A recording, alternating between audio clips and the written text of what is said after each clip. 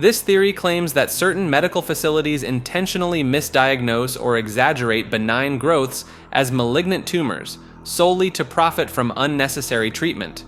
These so-called tumor mills allegedly prioritize financial gain over patient care. The term originates from discussions around Dr. Jürgen Usener, a German oncologist who was involved in a series of investigations during the late 1990s and early 2000s. While no widespread conspiracy was legally confirmed, his name became associated with a pattern of suspicious cancer diagnoses followed by aggressive and expensive treatment regimens. Critics point to statistical anomalies in specific clinics, locations where cancer diagnosis rates were significantly higher than national averages, sometimes by as much as 3 to 4 times. These clinics were often privately owned, had financial incentives tied to pharmaceutical sales, or operated in loosely regulated jurisdictions. The theory hinges on knowledge of medical insurance systems, particularly how payouts are structured around chemotherapy, radiation, and other high-cost oncology treatments. Under certain systems, a clinic receives more compensation when more aggressive interventions are used. This creates a potential motive to upsell fear and fast-track patients into treatment. One example often cited involves a series of cancer centers in Eastern Europe during the early 2010s. Internal whistleblowers claimed doctors were pressured to meet monthly quotas for chemotherapy treatments. In some cases, treatments were administered before biopsy results were even finalized. Supporters of the theory argue that the combination of patient trust, limited second opinions, and insurance blind spots creates a perfect storm for abuse. Detractors insist that while individual malpractice cases exist, the idea of systematic tumor mills is sensationalized. Still, the phrase Usener tumor mills continues to surface in medical watchdog circles and patient advocacy groups, especially in conversations around overdiagnosis and profit-driven healthcare. Corporate blood rituals. This theory claims that major multinational corporations secretly engage in occult ceremonies involving human blood to maintain their market dominance and influence over global affairs. Believers point to the unusual behavior patterns of certain tech executives and pharmaceutical companies during the 2010s and 2020s. They cite the rise of young blood transfusion services marketed to wealthy entrepreneurs, suggesting these legitimate medical procedures serve as cover for darker practices. The theory centers around Silicon Valley companies and Wall Street firms allegedly hosting private gatherings where participants consume or are anointed with blood as part of business decision-making processes. Specific attention focuses on companies with rapid, seemingly impossible growth trajectories, or those that maintain monopolistic control over their industries despite obvious consumer dissatisfaction.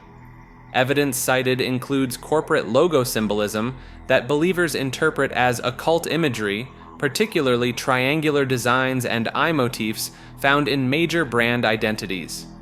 The theory also incorporates reports of unusual executive retreat locations, often in remote areas with historical ties to indigenous spiritual practices or early American settlement patterns. Pharmaceutical companies receive particular scrutiny due to their direct involvement with blood products and plasma collection. The global plasma industry, worth over $100 billion annually, processes millions of liters of human blood each year through facilities often located in economically disadvantaged areas. The conspiracy extends to explain corporate merger timing, suggesting that major business deals coincide with specific lunar cycles or historical dates with occult significance. Some versions claim that quarterly earnings reports deliberately schedule around these ceremonial calendars to maximize supernatural influence over stock prices and market movements. The Hindu milk miracle refers to a phenomenon that occurred on September 21, 1995, when statues of Hindu deities around the world reportedly began consuming milk offerings. What started as a single incident at a temple in New Delhi quickly became a global event that captivated millions within hours. The phenomenon centered primarily around statues of Ganesha, the elephant-headed deity, though other Hindu gods were also reported to participate.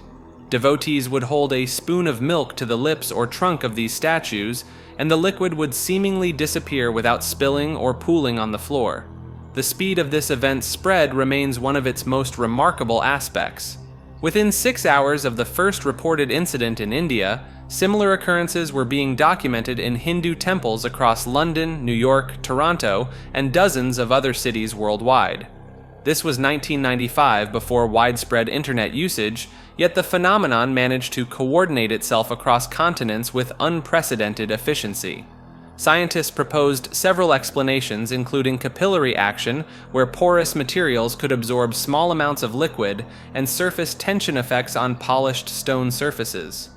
Skeptics pointed to mass suggestion and the power of religious fervor to influence perception. However, believers noted that the phenomenon occurred simultaneously across different statue materials, from ancient stone carvings to modern plaster figures, and that many of the participating statues had never before exhibited such properties despite decades of similar offerings. The Indian government dispatched scientific teams to investigate temples, while news crews documented the events in real time. By the end of the day, millions of people had either witnessed or participated in milk offerings, making it one of the most widely experienced unexplained events in recorded history. The phenomenon ceased as abruptly as it began, with few reliable reports extending beyond September 22nd. Dudleytown refers to an abandoned settlement in the Connecticut woods that conspiracy theorists claim sits under one of the most powerful family curses in American history. This small area in Cornwall, Connecticut, was never officially a town, but gained its name from several members of the Dudley family who settled there in the 1740s. The supernatural claims surrounding this place trace back to 16th century England and a nobleman named Edmund Dudley. According to the legend, Edmund Dudley was beheaded by King Henry VIII on charges of treason, and his son John later plotted to install Lady Jane Grey as Queen of England before he too lost his head. The conspiracy holds that this series of executions placed a supernatural curse on the entire Dudley bloodline that followed them across the Atlantic Ocean to colonial America. When William Dudley emigrated to Connecticut during the Puritan Great Migration, believers claim he unknowingly brought this ancient curse with him. The settlement that became known as Dudleytown was established when Thomas Griffiths purchased the land in 1738, followed by Gideon Dudley and later by Barzillai Dudley and Abiel Dudley in 1753. What makes this conspiracy particularly compelling are the documented unusual events that plagued the small community. Between 1759 and 1764, Nathaniel Carter lived in the area until his wife and infant child were brutally murdered by Native Americans while he was away on business. Gershon Hollister fell to his death while building a barn in 1792, after which William Tanner went insane and claimed that a strange forest animal had killed Hollister. Sarah Fay was struck by lightning in front of her home in 1804, and her husband, Revolutionary War General Herman Swift, went mad after hearing the news. The most famous case involves Mary Cheney, wife of presidential nominee Horace Greeley, who committed self-removal just 1 week before the 1872 election. Believers in the curse point to Greeley's subsequent loss to Ulysses Grant as evidence of the supernatural forces at work. The settlement was located in a valley known as the Dark Entry Forest, named for the shadows caused by the surrounding mountains that kept the area perpetually dim, even during midday hours. By 1854, only 26 families lived in what would be the peak population of Dudleytown before the community began its final decline. The paranormal reputation exploded in the 1970s when Ed and Lorraine Warren, the self-proclaimed demonologists known for investigating the Amityville Horror, declared Dudleytown to be demonically possessed during a televised Halloween special. Actor Dan Aykroyd even referred to Dudleytown as the most haunted place on Earth in a 1993 Playboy interview. Modern visitors who have managed to access the area report experiencing an unnatural silence in the woods. Paranormal investigators describe walking into the heart of Dudleytown and hearing no animals, no birds, nothing but a void that creates a muffled acoustic effect similar to being inside a recording studio. Some claim to encounter bizarre dark creatures lurking in the dense forest, while others leave with unexplained scratches or bruises. Historical researchers have found significant problems with the curse narrative. Local historians discovered no genealogical link between the Dudley family of Cornwall and the English nobleman Edmund Dudley, and noted many factual inconsistencies in the supernatural claims. Questions have been raised about whether any curse really followed the family to America, since genealogical research shows the necessary family connections for the curse story simply do not exist. The land has been privately owned since 1924 by Dark Entry Forest, Incorporated, and due to frequent vandalism by ghost hunters and curiosity seekers, the property is now completely closed to the public. The 1999 Blair Witch Project movie about a haunted forest prompted increased interest in the allegedly haunted village, which only increased the frequency of trespassing incidents. Whether the result of an ancient English curse or simply the harsh realities of trying to farm unsuitable rocky soil in perpetual shadow, Dudleytown remains one of New England's most enduring supernatural mysteries. Ethnopsychiatry examines how mental health conditions manifest differently across various ethnic and cultural groups. This field studies whether psychiatric disorders are universal human experiences or if they're shaped by specific cultural contexts. The controversy centers around claims that Western psychiatric practices are systematically overriding traditional healing methods from indigenous cultures worldwide. Critics argue that the Diagnostic and Statistical Manual of Mental Disorders, used globally as the standard for psychiatric diagnosis, was developed primarily from studies of white Western populations. Traditional healers from cultures spanning Africa, South America, and Asia report that their methods for treating what Western medicine calls schizophrenia, depression, and anxiety disorders are being dismissed as primitive or dangerous. These practitioners claim their approaches, which often involve community rituals, plant medicines, and spiritual practices, show effectiveness rates that rival or exceed conventional treatments. Some point to specific cases where indigenous healing practices were later validated by Western science. The pharmaceutical industry's development of numerous psychiatric medications from traditional plant remedies provides evidence of this pattern. Yet the original cultural contexts and ceremonial aspects of these treatments are stripped away in favor of isolated chemical compounds. Researchers in this field document instances where individuals from certain ethnic backgrounds are disproportionately diagnosed with specific disorders. Some suggest this reflects genuine cultural differences in how psychological distress manifests, while others propose it reveals bias within diagnostic systems designed around Western psychological frameworks. The implications extend to treatment approaches, where standard therapies developed for Western populations may prove less effective for individuals from different cultural backgrounds, leading to prolonged suffering and repeated treatment failures. Facius Cardan's visitors represent one of the earliest documented encounters with mysterious beings that predates modern UFO accounts by centuries. On August 13, 1491, the Italian lawyer and mathematician Facius Cardan experienced something that would echo through conspiracy circles for over 500 years. 7 strange men materialized in his kitchen around 8 o'clock in the evening, dressed in flowing silk garments that resembled Greek togas and wearing what witnesses described as shining shoes. Facius Cardan wasn't your average medieval scholar. This man was a friend of Leonardo da Vinci, a professor at the University of Pavia, and someone deeply immersed in hermetical sciences and occult studies.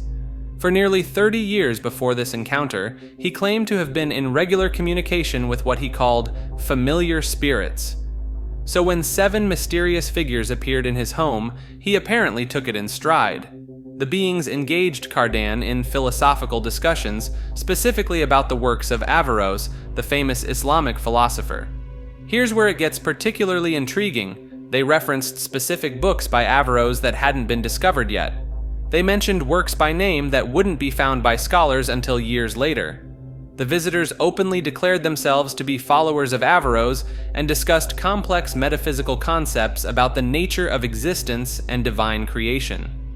This account comes to us through Cardan's son, Jerome Cardan, who became an even more famous mathematician and physician. Jerome found his father's written record of the event and included it in his own scholarly works, treating it as factual rather than fantasy. The younger Cardan was a pioneer in probability theory and algebra, lending scientific credibility to the family name. What makes this case stand out among paranormal encounters is the level of detail and the scholarly context. These weren't simple apparitions or religious visions. The visitors appeared physical, wore specific clothing, and engaged in intellectual discourse about philosophical works. They seemed to possess knowledge that wouldn't be available to humans for years to come. Modern UFO researchers often point to this case as evidence that alien visitation has been occurring throughout human history, just interpreted through the cultural lens of each era. In Cardan's time, mysterious visitors might be viewed as spirits or otherworldly beings rather than extraterrestrials. The story has survived multiple translations from Italian to Latin to French to English, which some skeptics argue could have altered details along the way. But the core elements remain consistent: 7 beings in unusual garments, advanced knowledge, and a witness with impeccable scholarly credentials for his time period. This entry suggests that North Korea, despite its public antagonism toward the United States, is secretly controlled by the Central Intelligence Agency as part of a decades-long psychological operation. The theory claims that the Democratic People's Republic of Korea functions as a carefully managed puppet state designed to serve American geopolitical interests while maintaining the illusion of an independent communist regime. Supporters of this idea point to several unusual patterns in North Korean behavior that seem to benefit Washington more than Pyongyang. The controlled opposition angle forms the backbone of this theory. North Korea's nuclear program allegedly provides justification for increased military spending and expanded American presence in East Asia, particularly around China. Every missile test and inflammatory statement from Pyongyang supposedly gives the Pentagon exactly what it needs to request bigger budgets and deploy more assets to the region. Theorists highlight the Kim dynasty's surprising longevity despite numerous predictions of collapse.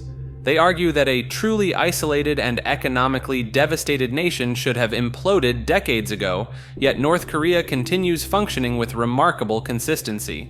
The timing of major provocations often coincides suspiciously with American political needs, such as defense budget discussions or diplomatic negotiations with China. The weird sanctuary aspect gets particular attention.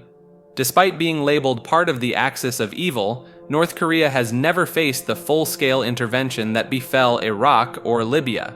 Even during peak tensions, American responses remain measured and theatrical rather than decisive. This restraint allegedly reveals the true puppet-master relationship. Financial anomalies also fuel the theory. North Korea's ability to fund its nuclear program while maintaining one of the world's most expensive intelligence apparatuses raises questions about hidden revenue streams. Some versions of the theory suggest CIA black budgets have quietly sustained the regime for decades through carefully laundered channels. The timing of leadership transitions draws scrutiny as well. Major changes in North Korean policy often align with shifts in American strategic priorities, suggesting coordination rather than coincidence. The Froon and Kremers' final photo centers on the last image captured by 2 Dutch students who vanished during a hiking trip in Panama back in 2014. Chris Kremers and Lisanne Froon were 21 and 22 years old when they set out on what should have been a routine day hike near Boquete. When they failed to return, search teams scoured the jungle for weeks without success. 10 weeks later, locals discovered their belongings scattered along a riverbank. Among the items was Lisanne's Canon PowerShot camera, somehow still functional despite months in the tropical environment. The camera contained 90 photos from their final day, but it's the last image that has sparked countless theories. Photo 508 shows nothing but darkness, taken with the flash at 1:28 in the morning on April 8th. The flash illuminates what appears to be the back of Chris's head, her distinctive red hair visible in the stark light. What makes this image particularly unsettling is the timing. The girls had been missing for 8 days when this photo was taken. During those 8 days, someone had been using their phones to make over 70 emergency calls, though none connected due to poor signal. Between photos 507 and 508, someone deleted photo 509 from the camera's memory. This missing image was taken immediately after the final shot, leading some to believe it contained evidence someone didn't want discovered. The positioning in photo 508 suggests Chris was either unconscious or worse when the image was captured. The angle and lighting have led some investigators to theorize this wasn't a selfie or accident, but rather documentation by someone else entirely. The shining brain beetle refers to a theory that Stanley Kubrick used the yellow Volkswagen Beetle in his 1980 film as a subliminal mind control device. The conspiracy suggests that the iconic director embedded psychological manipulation techniques directly into the movie, using advertising psychology and the car's dark historical origins to program viewers' subconscious minds. In Stephen King's original novel, Jack Torrance drives a red Volkswagen Beetle. Kubrick deliberately changed this to yellow for the film, and later shows a crushed red beetle on the roadside. While many interpret this as Kubrick taunting King, believers in the brain beetle theory see something far more sinister at work. The Volkswagen Beetle was originally designed in Nazi Germany during the 1930s as part of Hitler's propaganda machine. When Volkswagen needed to market the car in America during the 1950s, they hired advertising executives Julian Koenig and Helmut Krohn to create the famous Think Small and Lemon campaigns. These ads revolutionized advertising by using psychological techniques to make consumers overlook the car's Nazi origins. According to the theory, Kubrick was fascinated by these advertising methods and how images could plant ideas in people's minds without their awareness. He reportedly considered the Codebreakers book about secret codes one of the most important works ever written. Conspiracy theorists claim he used this knowledge to embed hundreds of subliminal images throughout The Shining. The yellow color specifically references the Lemon advertisement, which called the Beetle defective, but then explained why it was actually superior. Theorists argue Kubrick chose this color to subconsciously connect viewers to both Nazi programming techniques and modern advertising manipulation. The opening scenes show Jack driving the yellow Beetle along Going to the Sun Road in Montana, which some interpret as Apollo sun god symbolism linking to moon landing conspiracy theories. The brain aspect comes from claims that Kubrick incorporated mind control programming similar to the rumored CIA MK-Ultra experiments. Researchers point to a ski poster visible during the twin girls scene that displays the word Monarch, allegedly a code name for CIA behavioral modification programs. They argue the entire film functions as a psychological experiment on its audience. Some theorists like Jay Widener claim to have identified specific subliminal techniques throughout the movie, including strategic camera angles and hidden imagery designed to bypass conscious awareness. The yellow Beetle serves as the delivery vehicle for these hidden messages, quite literally carrying the family and the audience into the psychological labyrinth of the Overlook Hotel. The theory suggests that just as the Beetle carried families across America while hiding its dark past, Kubrick's film carries viewers through a horror story while secretly implanting deeper psychological programming. Whether this represents artistic commentary on hidden manipulation or actual mind control remains hotly debated among film analysts and conspiracy researchers. This entry suggests that Steve Irwin, the famous crocodile hunter, staged his own demise in 2006 rather than actually perishing from a stingray attack. The theory centers on several unusual elements surrounding the incident at Bat Reef near Port Douglas, Australia. Believers point to the fact that only one cameraman, Justin Lyons, witnessed the fatal encounter, and the footage was reportedly destroyed at the family's request. This destruction of potential evidence raises suspicions among theorists who question why such crucial documentation would be eliminated. Stingray attacks resulting in death are extraordinarily rare, with fewer than 20 confirmed fatalities worldwide in recorded history.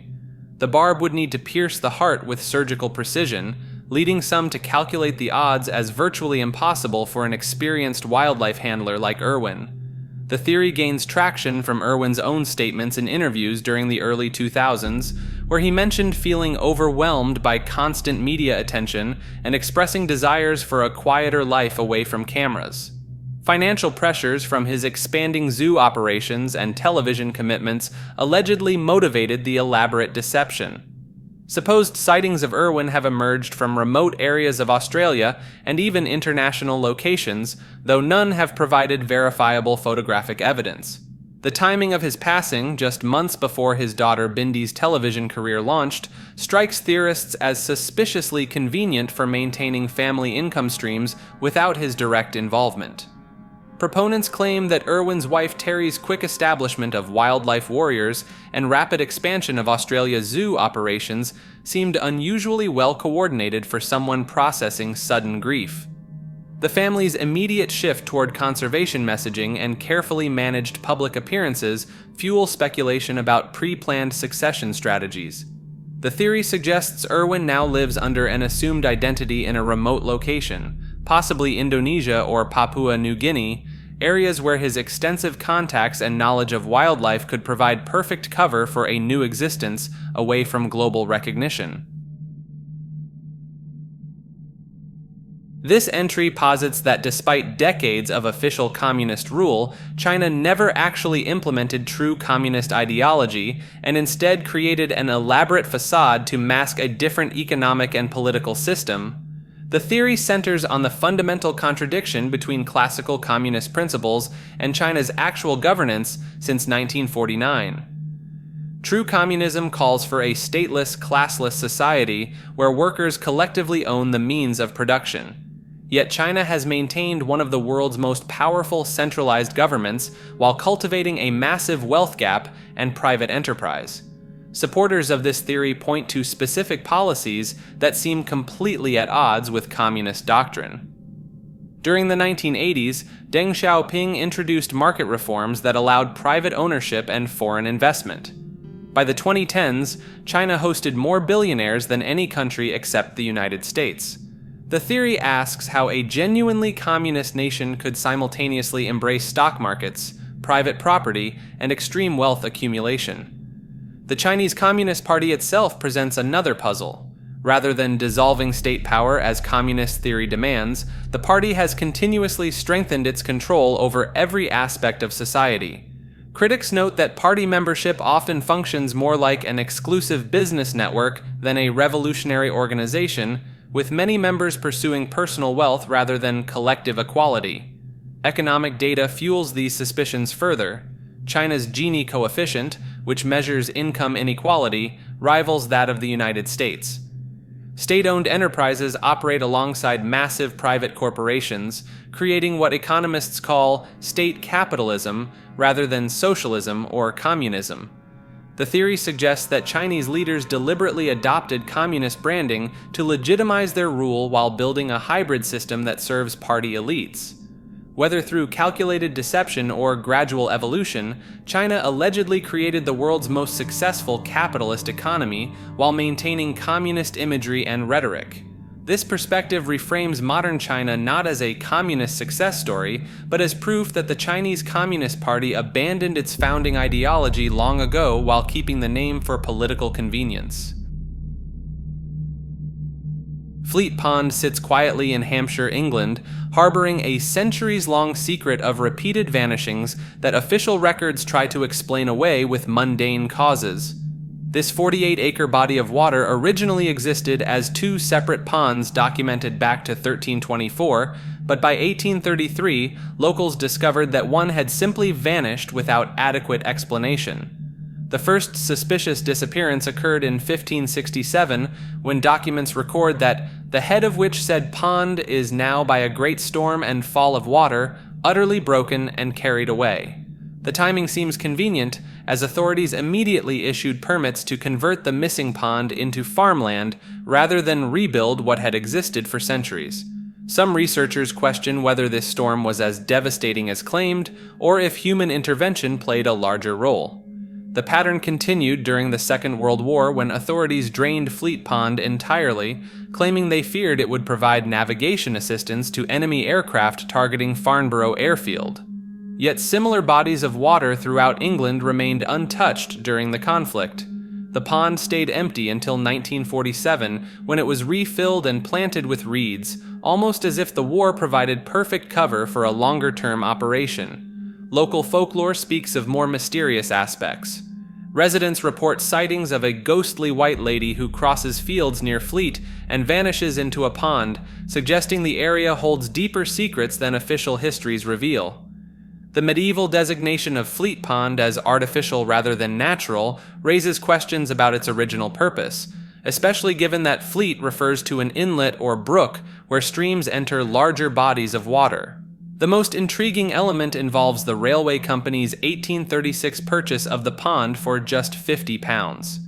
Rather than reroute their tracks, the London and Southampton Railway built directly across the northern end, suggesting they knew something about the pond's controllable nature.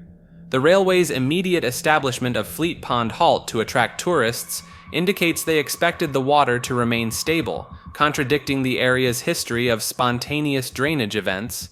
Modern conspiracy researchers point to the pond's designation as a site of special scientific interest in 1951 as potential government cover for ongoing monitoring activities. The fact that Fleet Pond has maintained its water levels since the post-war refilling, despite centuries of previous instability, suggests human intervention in ways that official records never acknowledge.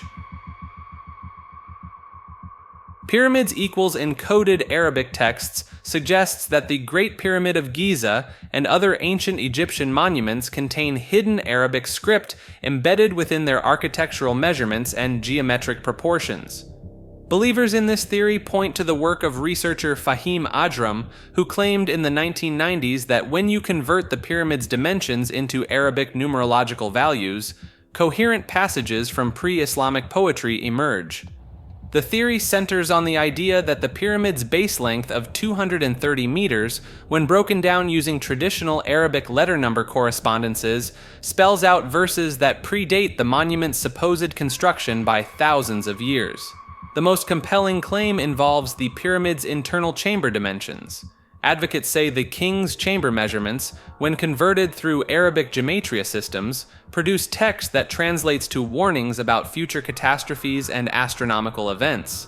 They point to specific calculations where the chamber's length of 10.4 meters corresponds to Arabic letters that form the phrase, "The star will return to devour the harvest." This creates an obvious chronological problem since Arabic script developed around the 4th century CE, while the pyramids were constructed around 2500 BCE.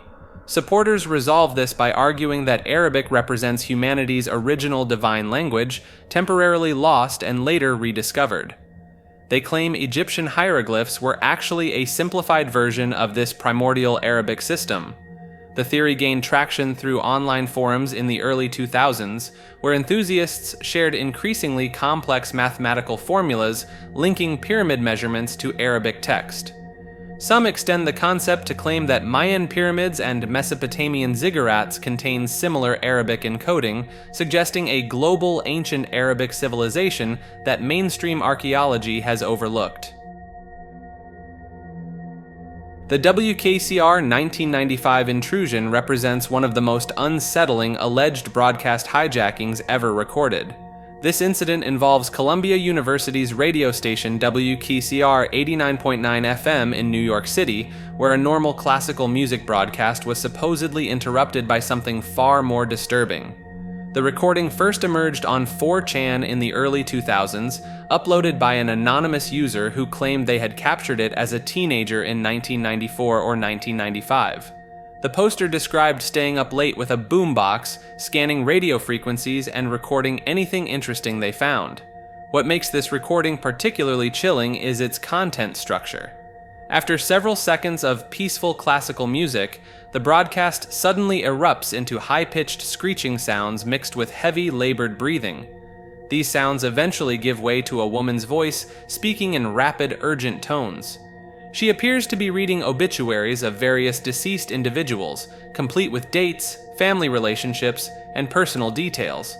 The most notable names mentioned include Frank Oppenheimer, brother of atomic bomb physicist J. Robert Oppenheimer, who died in February 1985.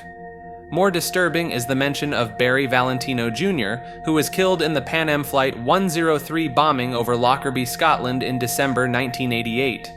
This terrorist attack claimed 270 lives and remains one of the deadliest bombings in aviation history. Throughout the recitation, the woman's voice is occasionally interrupted by the sound of a bell chiming. As the recording progresses, her speech becomes increasingly frantic before dissolving into whispers and finally incomprehensible gibberish. Internet researchers have spent years analyzing the audio, attempting to identify all the names mentioned and find connections between the deceased individuals. While some appear linked to aviation disasters, no clear pattern has emerged that explains the selection criteria or the purpose behind the broadcast. The authenticity remains hotly debated. WKCR never officially acknowledged any hijacking incident, and no Federal Communications Commission investigation records have been found. Some researchers propose it was actually an avant-garde art piece that aired on the station, while others suggest the entire recording was fabricated by the original 4chan poster. Regardless of its origins, the WKCR intrusion has earned a reputation as one of the most genuinely unsettling audio recordings circulating online, combining elements of the unexplained with an atmosphere of profound unease that continues to captivate conspiracy theorists and mystery enthusiasts decades later. Hemi-sync gateway channels represent one of the most documented cases of government agencies exploring consciousness manipulation through audio technology. The Central Intelligence Agency spent considerable resources in the 1980s investigating whether specific sound frequencies could unlock human psychic abilities. Robert Monroe, founder of the Monroe Institute in Virginia, developed hemispheric synchronization technology that plays different frequencies in each ear through headphones. When your left ear hears 100 Hz and your right ear hears 104 Hz, your brain supposedly creates a phantom 4 Hz frequency that doesn't actually exist in the audio. The CIA became interested after Monroe claimed his subjects could achieve out-of-body experiences and remote viewing capabilities using these binaural beats. Declassified documents from 1983 reveal that Army Lieutenant Colonel Wayne McDonnell spent months at the Monroe Institute testing their gateway process. McDonnell's official report describes consciousness as existing beyond physical reality, comparing human awareness to a hologram where each fragment contains the whole picture. He concluded that sufficiently altered brain states could allow individuals to access information from anywhere in space and time. The most striking aspect involves Focus 15, a specific hemi-sync frequency designed to separate consciousness from physical matter. Multiple subjects reported encountering non-human intelligences and accessing what they described as universal knowledge during these sessions. Gateway participants followed a structured progression through numbered focus levels, starting with basic relaxation and advancing to alleged time travel and interdimensional communication. Focus 21 supposedly enables contact with deceased individuals, while Focus 27 grants access to planning centers for future incarnations. The Monroe Institute continues operating today, charging thousands of dollars for week-long programs that promise to expand consciousness using the same techniques the CIA once classified as potentially revolutionary for intelligence gathering. USA Megaregions refers to a documented federal planning initiative that divides the United States into 11 massive economic zones that transcend traditional state boundaries. The Federal Highway Administration and other agencies have quietly mapped these sprawling urban corridors that stretch across multiple states, creating what planners call functional economic areas. The Northeast Corridor runs from Boston to Washington, D.C. The Great Lakes megaregion encompasses parts of 8 states. The Piedmont Atlantic Zone links Atlanta to Raleigh through Charlotte. What makes this particularly intriguing is how these designations appear in federal transportation funding, infrastructure planning, and economic development strategies without most Americans knowing they exist. The America 2050 organization, funded by the Rockefeller Foundation, has been promoting this mega-regional framework since 2006. These zones don't follow voting patterns or state loyalties. Instead, they're based purely on economic flow, commuter patterns, and what planners call functional integration. The Texas Triangle connects Dallas, Houston, San Antonio, and Austin into a single planning unit. The Arizona Sun Corridor treats Phoenix and Tucson as one continuous development zone. Federal agencies use these megaregions to allocate billions in infrastructure spending and coordinate policies across state lines. High-speed rail proposals, freight corridors, and even environmental regulations get planned at the mega-regional level rather than respecting traditional state authority.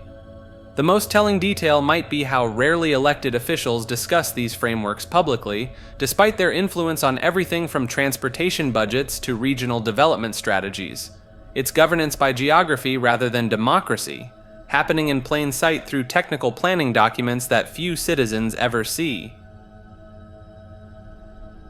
The Massachusetts flying giant refers to massive bird-like creatures spotted throughout the Bay State, particularly within the notorious Bridgewater Triangle. These encounters describe winged beasts with dimensions that defy known avian biology. The most compelling case occurred in the summer of 1971 when Police Sergeant Thomas Downey experienced something that would challenge everything he thought he knew about the natural world. Downey was driving home from his shift in Norton, passing through Mansfield on his way to Easton around 2 in the morning. As he approached the intersection near Bird Hill at the edge of Hockomock Swamp, his headlights illuminated something extraordinary. Standing in the roadway was a bird-like creature standing 6 feet tall, with a wingspan stretching 8 to 12 feet across. For context, the largest known flying bird today, the wandering albatross, maxes out at 12 feet wingspan, but weighs only around 22 pounds. This creature dwarfed anything in the modern ornithological record. Downey stopped his patrol car and watched as the massive entity flapped its wings and launched straight up into the air before disappearing over the dark tree line into the swamp. The veteran officer reported the incident to Easton Police, who dispatched a patrol to search the area, but found nothing. Fellow officers nicknamed him the Birdman for weeks afterward, though those who knew Downey's reputation vouched for his credibility as someone unlikely to fabricate such an account. This sighting occurred within the Bridgewater Triangle, a 200-square-mile region of southeastern Massachusetts that serves as a hotbed for unexplained phenomena. The area encompasses the Hockomock Swamp, whose name derives from an Algonquin term meaning place where spirits dwell. The Wampanoag people who originally inhabited this region spoke of thunderbirds as supernatural entities capable of creating thunder with their wing beats and casting lightning from their talons. Multiple additional sightings have emerged from this region over the decades. In 1984, a hiker near West Bridgewater reported seeing 2 enormous black prehistoric-looking birds engaged in aerial combat. A 1995 encounter in Weston involved a witness named Bob who described a creature with a 20-foot wingspan that he initially mistook for a glider aircraft. The sheer size reported in these encounters pushes beyond the theoretical limits of avian flight mechanics.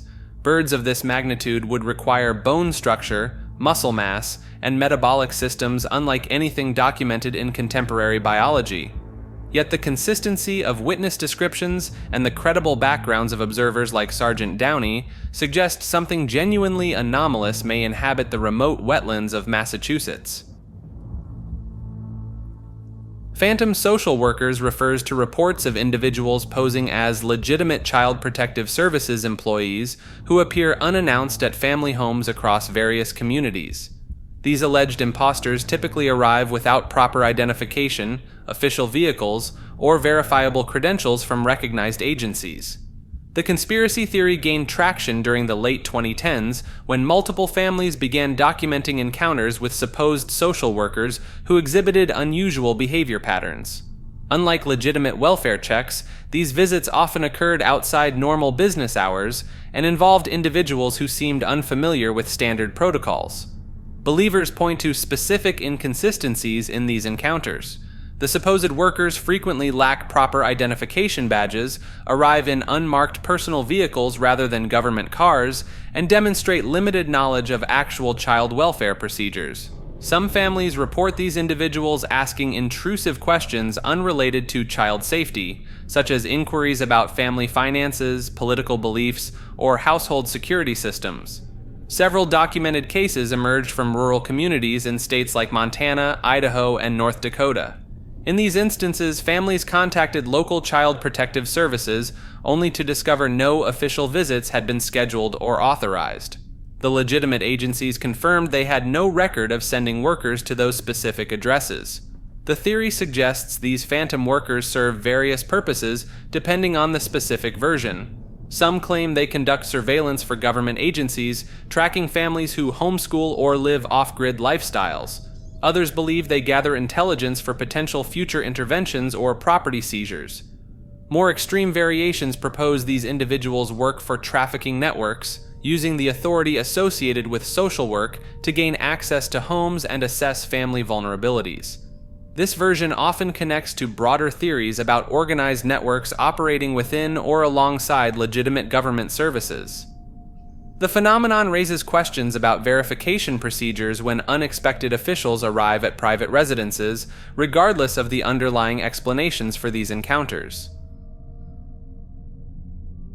Big Marijuana suggests that powerful corporate and governmental forces have been orchestrating cannabis policy for decades, not for public health reasons, but for profit and control. The theory centers on pharmaceutical companies actively working to suppress marijuana research and legalization throughout the 20th century. These companies allegedly recognized that cannabis could replace numerous prescription medications for pain management, anxiety, and sleep disorders. Internal documents from companies like Purdue Pharma and Pfizer supposedly show executives discussing marijuana as a threat to their revenue streams. During the 1930s, Harry Anslinger's Federal Bureau of Narcotics received significant funding from DuPont Chemical Company, which had just patented synthetic fibers that competed directly with hemp. The timing wasn't coincidental, according to this theory. DuPont needed hemp eliminated from the market to ensure their nylon and rayon products would dominate the textile industry. Private prison corporations like CoreCivic and GEO Group have lobbied against marijuana legalization for years, since drug offenses account for roughly 40% of their inmate population. These companies donate millions to political campaigns, specifically targeting candidates who oppose cannabis reform. The modern twist involves the same pharmaceutical giants now rushing to patent cannabis compounds and synthetic alternatives. Companies like GW Pharmaceuticals have secured patents on naturally occurring cannabinoids, essentially claiming ownership over molecules that plants have been producing for thousands of years. Investment firms connected to former prohibition enforcers are now major stakeholders in legal cannabis operations. John Boehner, who voted against every marijuana bill during his time as House Speaker, joined the board of Acreage Holdings just 2 years after leaving Congress. The theory suggests this entire cycle was planned from the beginning. Create artificial scarcity through prohibition, build massive enforcement infrastructure that generates jobs and contracts, then control the legal market when public opinion shifts. Before the Berenstain Bears taught children about stranger danger and good manners, there was Freddy Bear. The Fred Bear version represents the suppressed origins of one of America's most beloved children's book series, and those who dig deep enough discover a story that publishers desperately wanted buried. In 1960, Stan and Jan Berenstain submitted their first children's manuscript to Dr. Seuss himself. The story wasn't called The Big Honey Hunt. It was titled Freddy Bear's Spanking, and it told the tale of a young bear attempting to negotiate his way out of physical punishment by proposing alternative consequences. This wasn't the wholesome family fare that would later dominate library shelves. Dr. Seuss kept the manuscript for 2 full years, subjecting it to what the Berenstains later described as ruthless revision. The original story was completely dismantled and rebuilt from scratch. The spanking theme vanished entirely, replaced with a harmless adventure about hunting for honey. Even the character's name changed from Freddy to Small Bear, who would later become Brother Bear. But here's where it gets interesting. The Fred Bear version wasn't just edited, it was systematically erased. No copies of the original Freddy Bear's Spanking manuscript have ever surfaced publicly. The Berenstains themselves admitted they put the original story away on a high shelf and barely spoke about their brutal editorial meeting with Dr. Seuss. They described feeling overwhelmed, beat up, and abused by the process. Some researchers point to this as evidence of a larger pattern of sanitization in children's literature during the early 1960s. Physical discipline was becoming a taboo subject, and publishers were actively suppressing content that might normalize corporal punishment. The Fredbear version represents not just a lost story, but a deliberately hidden piece of cultural history. The conspiracy deepens when you consider the timing. This suppression happened right as the Berenstain Bears were establishing their brand identity. If the original Freddy Bear story had been published, it would have set an entirely different tone for the entire franchise. Instead of bumbling Papa Bear learning gentle lessons, children would have been introduced to a world where physical punishment was openly discussed and negotiated. What makes this particularly compelling is how thoroughly the Fredbear version has been memory-holed. Despite the Berenstains writing hundreds of books over decades, they rarely mentioned their original concept in interviews. When they did discuss it in their 2002 autobiography, the details were brief and carefully sanitized. No publisher has ever attempted to release the original manuscript, even as a historical curiosity. The Fredbear version isn't just about one lost story. It represents how cultural memory can be systematically altered through editorial control. The bears that millions of children grew up with were essentially manufactured personalities, stripped of their original, more complex premise. The question remains whether other beloved children's characters underwent similar transformations, leaving us with sanitized versions of stories that once dealt with darker, more realistic themes. The Invisible War describes an ongoing conflict that supposedly takes place all around us, yet remains completely hidden from mainstream awareness. This theory suggests that multiple forms of warfare are being conducted simultaneously through electromagnetic frequencies, psychological operations, and spiritual dimensions. The electromagnetic component centers on the idea that governments and shadow organizations deploy frequency-based weapons to influence human behavior and consciousness. These alleged devices operate in ranges between 0.1 to 30 Hz, targeting brainwave patterns to induce specific emotional states or physical responses. Believers point to patents filed by companies like Raytheon and Lockheed Martin for non-lethal crowd control technologies that use directed energy. The active denial system, publicly demonstrated by the military, uses millimeter waves to create intense heat sensations on human skin without causing permanent damage. The psychological warfare aspect involves what theorists call perception management operations, conducted through media manipulation, social engineering, and information control. They claim intelligence agencies like the Central Intelligence Agency have perfected techniques first developed during Project MK Ultra in the 1950s and 60s, now deployed on entire populations rather than individual subjects.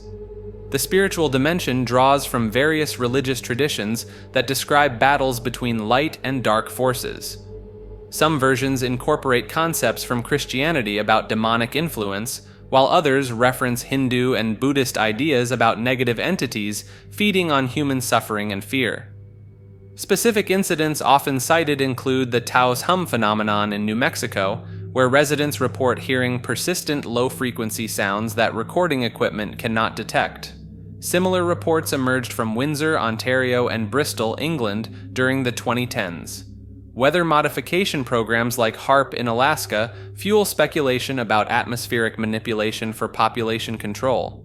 The facility's ability to heat portions of the ionosphere leads some to believe it can trigger earthquakes, alter mood states across entire regions, or disrupt electronic communications on command.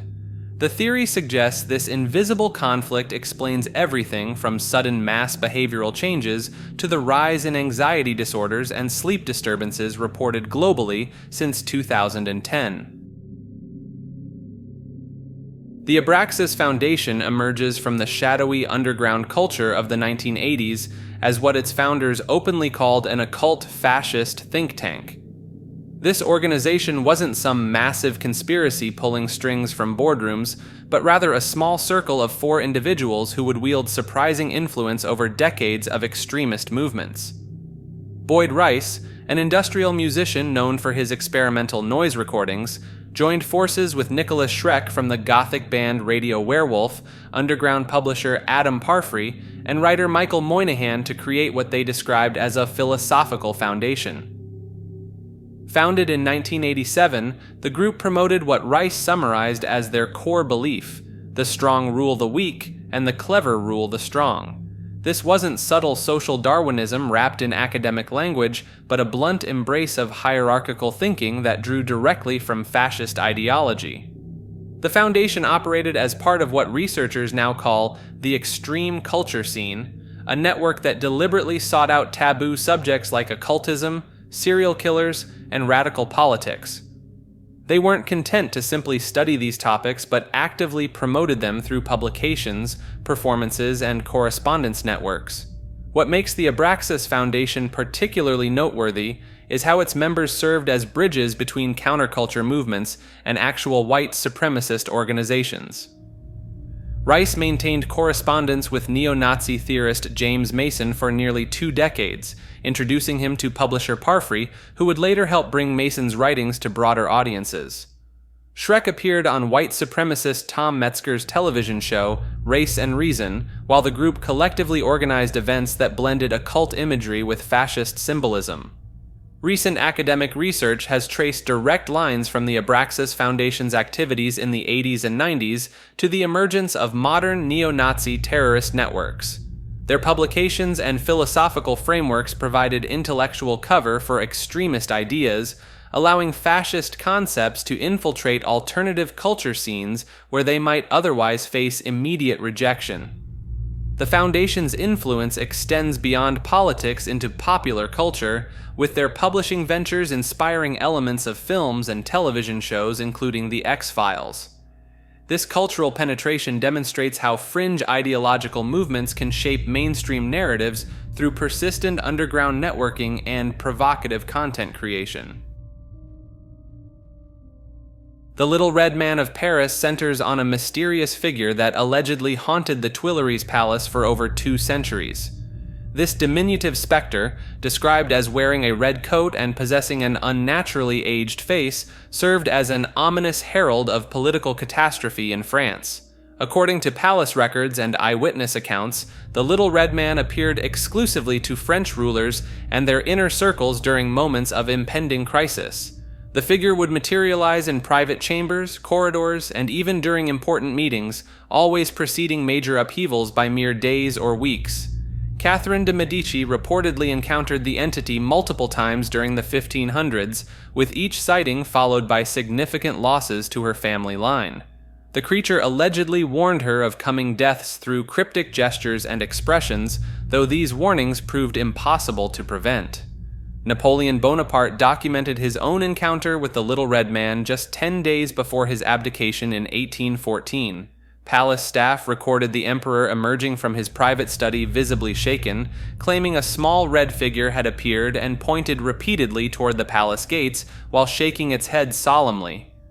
The most documented sighting occurred during the reign of Louis XVI. Multiple courtiers witnessed the apparition in the weeks leading up to the French Revolution, with the palace chaplain noting in his diary that the figure seemed particularly agitated during the summer of 1789. Marie Antoinette herself allegedly saw the Little Red Man on the morning of October 5, 1789, just hours before the Women's March on Versailles forced the royal family to relocate to Paris. Servants reported finding the Queen in her chambers, pale and trembling, speaking of a small man who had appeared and drawn his finger across his throat.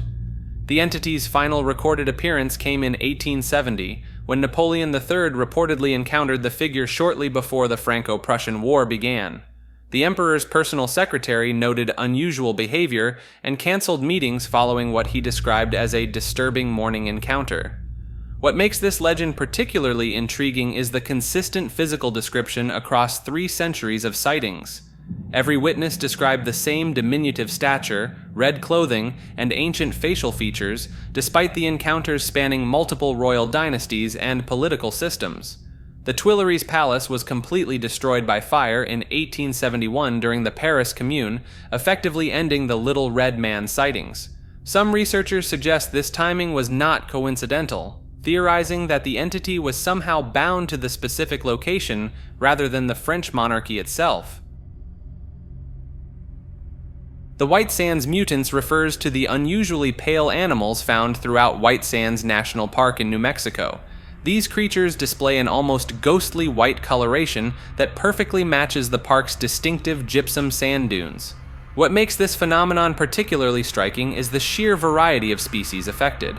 White lizards, white mice, white beetles, and even white snakes inhabit this landscape. The bleached pocket mouse, Apache pocket mouse, and various lizard species like the lesser earless lizard have all developed this stark white appearance. The conspiracy emerges from the timeline of these adaptations. White Sands was established as a military testing ground in 1943, with the Trinity nuclear test occurring just 30 miles away in 1945. Theorists point to the rapid pace of these color changes, arguing that natural selection typically requires thousands of generations to produce such dramatic shifts. Yet many of these white variants appeared within decades of the area's militarization. The proximity to Alamogordo Air Force Base and decades of classified weapons, testing fuel claims that these animals represent something beyond natural adaptation. Some suggest the creatures are products of controlled radiation exposure experiments, while others believe the mutations resulted from chemical contamination from rocket fuel and other military materials. The most compelling evidence cited involves the degree of whiteness achieved. These aren't simply lighter-colored animals, but creatures displaying an almost laboratory-perfect alabaster appearance that seems almost too precise for random genetic drift. Government researchers maintain these adaptations represent accelerated natural selection due to the unique environment, but conspiracy theorists question whether such perfect camouflage could develop so quickly without artificial intervention. The 1962 Pensacola incident centers on what may be the most chilling sea monster encounter in modern American history. On March 24, 1962, 5 teenage friends paddled out in a 7-foot Air Force life raft to explore the sunken battleship USS Massachusetts, sitting on a sandbar 2 miles off the Florida coast. What started as a perfect diving day with clear skies quickly turned nightmarish when an unexpected storm swept in. Edward Brian McCleary, just 16 years old, would become the sole survivor of what he claimed was a systematic attack by a massive sea creature. The boys found themselves trapped when powerful currents dragged their raft past the wreck and into open ocean. As night fell, an eerie fog rolled in, bringing with it what McCleary described as the overwhelming stench of dead fish. In the unnatural silence that followed, they heard large splashes echoing through the mist. Then they saw it. Rising from the fog like a telephone pole with a bulb on top, the creature revealed itself as something far more terrifying.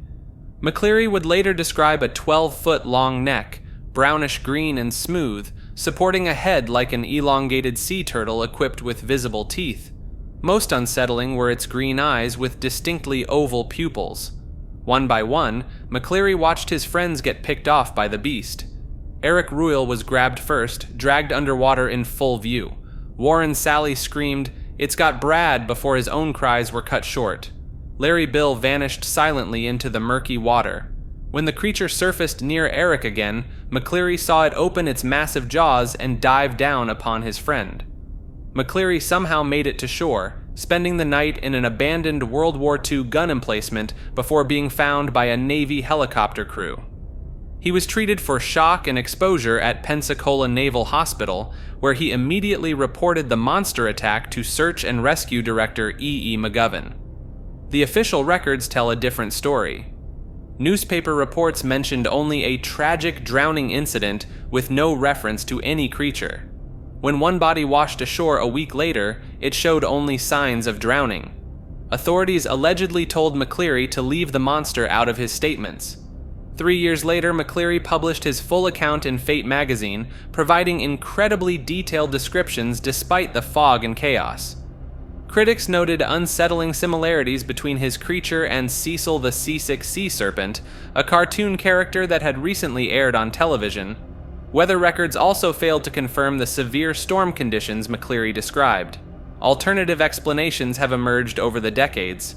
Some researchers suggest a methane gas bubble could have created both the fog and the apparent creature, while others propose the boys encountered a North Atlantic right whale, whose massive bulk and distinctive head could easily be mistaken for a monster by terrified teenagers. McCleary struggled with depression and substance abuse following the incident, taking whatever truly happened that March night to his grave when he passed away in 2017.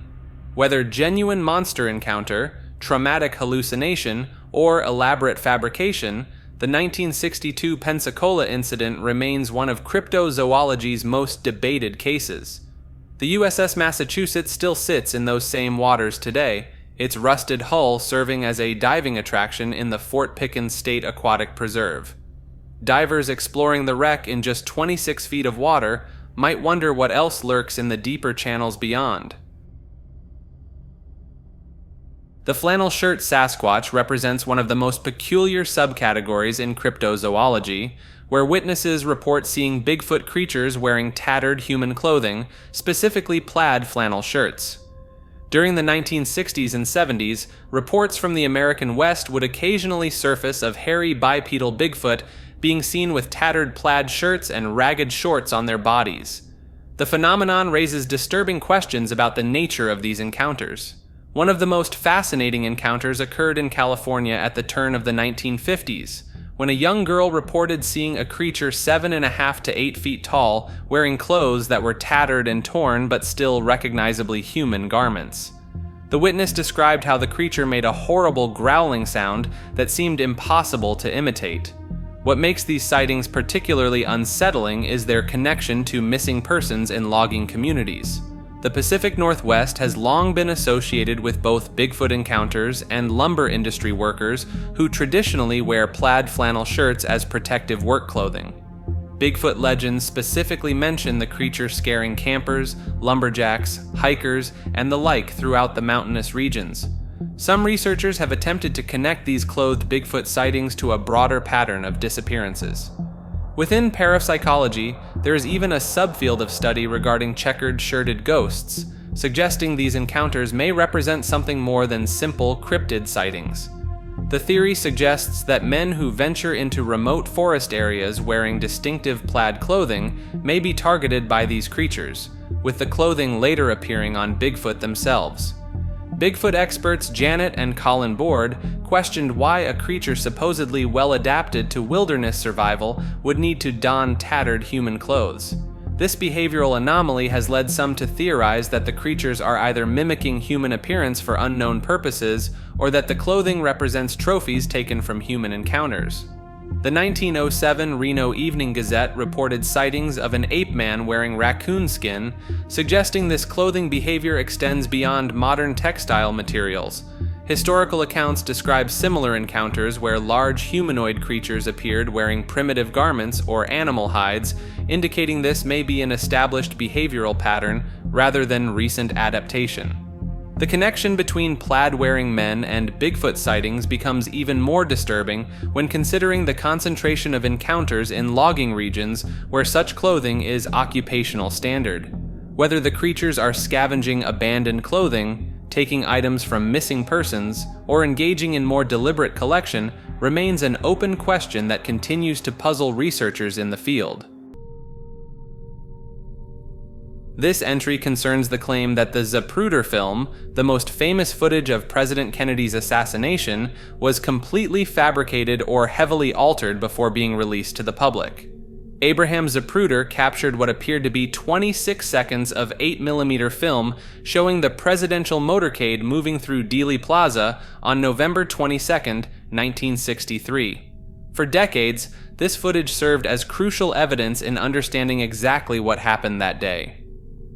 But conspiracy theorists argue the film we've all seen is not the original at all. The theory gained traction when researchers began analyzing the film frame by frame using modern technology. They point to several suspicious elements that supposedly reveal digital manipulation. The most striking claim involves the way Kennedy's head moves after the fatal shot. Believers argue that the backward head snap was artificially created to support the lone gunman narrative, when the original film allegedly showed Kennedy's head moving forward, indicating shots from behind. Technical analysts have highlighted what they call impossible physics in the footage. They claim the limousine's speed appears inconsistent between frames and that certain background elements don't line up properly with the foreground action. Some researchers insist they've identified telltale signs of composite imagery where multiple film sources were supposedly spliced together. Proponents of this theory often cite the film's mysterious journey after Zapruder handed it over to authorities. The original footage disappeared into government hands for several days before copies were made available. During this window, they argue, intelligence agencies had ample opportunity to create an entirely new version using the film technology available in the early 1960s. The most vocal supporter of this theory was assassination researcher Jack White, who spent years creating detailed presentations comparing what he claimed were inconsistencies in lighting, shadows, and perspective throughout the footage. Whether one believes this theory or not, it certainly adds another layer to the endless debate surrounding that November afternoon in Dallas. The Civethere of Kish centers on a bronze chariot ring discovered in 1928 during excavations of the ancient Sumerian city of Kish in central Iraq. This small but intricately detailed artifact, dating to around 2800 BCE, depicts an unusual horned animal that has sparked decades of scientific debate and conspiracy theories about prehistoric survival. Civetherium was a massive prehistoric relative of the modern giraffe, standing over 2 meters tall at the shoulder and weighing up to 1,360 kilograms. Unlike today's giraffes, these ancient giants had stocky builds with relatively short necks and legs, resembling a cross between a moose and an ox.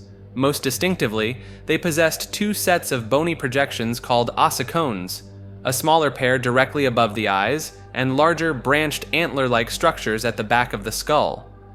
According to mainstream paleontology, Civetherium went extinct around 1 million years ago during the early Pleistocene. This makes the Kish artifact deeply problematic, as it was created roughly 2,997,000 years after these creatures supposedly vanished from Earth. In 1936, paleontologist Edwin Colbert examined the bronze ring and identified 7 specific anatomical features that matched Civetherium perfectly. The figurine showed the same stocky body proportions, identical horn arrangement, and even the characteristic swollen nasal region that Civetherium possessed due to its shortened nasal bones. Most intriguingly, the artifact appears to show a rope or halter around the animal's snout, suggesting these massive creatures may have been captured and domesticated by ancient Mesopotamians. The plot thickened in 1977 when German archaeologist Michael Müller-Karppi made a remarkable discovery in a field museum storage room. Hidden in a small box of dried mud were the missing horn fragments from the Kish figurine, resembling green coral and fitting precisely onto the artifact's broken horn bases. When reassembled, the horns revealed extensive branching that matched Civetherium ossicones even more closely. 5,000 years ago, the region around Kish sat within the fertile valleys of Mesopotamia, which were far more verdant and productive than today's arid landscape. These lush environments could theoretically have supported isolated populations of Civetherium, making them incredibly rare and valuable to early civilizations. For the power-hungry rulers of Sumer, possessing such an imposing creature would have been the ultimate status symbol. The Civethere theory gains additional support from rock art discoveries across Africa, the Middle East, and India that appear to depict similar creatures in supposedly recent contexts. These include 8,000-year-old petroglyphs in Saharan rock shelters, Syrian and Egyptian figurines housed in the British Museum, and Hittite cylinder seals from Turkey showing animals with distinctive moose-like horns. Critics argue the figurine simply depicts a Persian fallow deer, pointing to the branched antlers as evidence. However, detailed analysis by researcher Christine Janis revealed that the horn topology doesn't match fallow deer anatomy, showing posteriorly projecting knobs rather than the forward-facing tines characteristic of deer antlers. The implications extend beyond academic curiosity.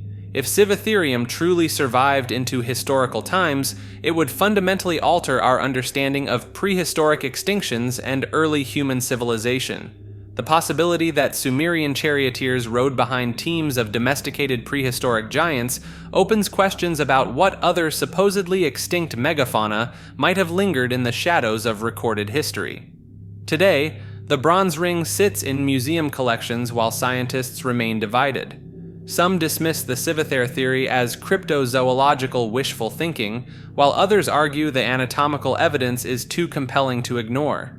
The missing pieces may have been found, but the mystery of what exactly roamed the ancient streets of Kish continues to challenge everything we thought we knew about extinction timelines.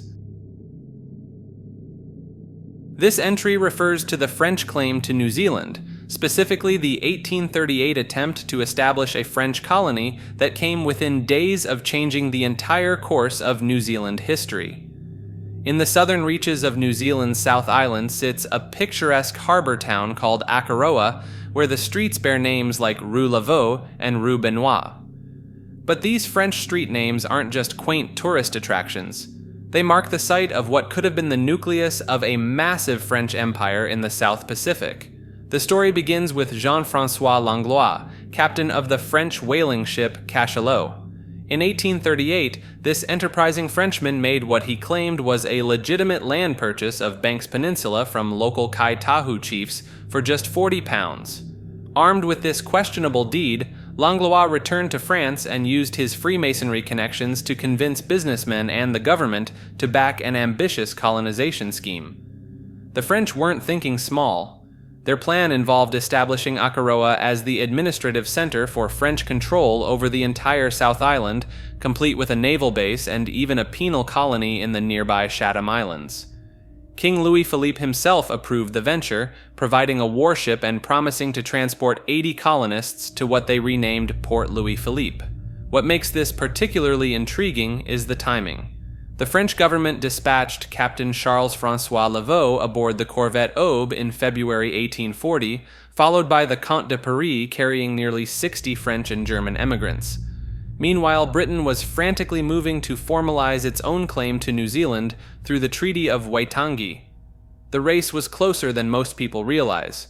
When the British learned of French intentions, Lieutenant Governor William Hobson immediately sent HMS Britomart to Akaroa. The British ship arrived on August 10, 1840, and Captain Owen Stanley raised the Union Jack over the harbor. Just 7 days later, the French colonists arrived aboard the Comte de Paris to find British flags already flying. Even after this setback, the French settlement continued to operate under a unique arrangement. Captain Laveau was permitted to administer French law within the settlement until 1845.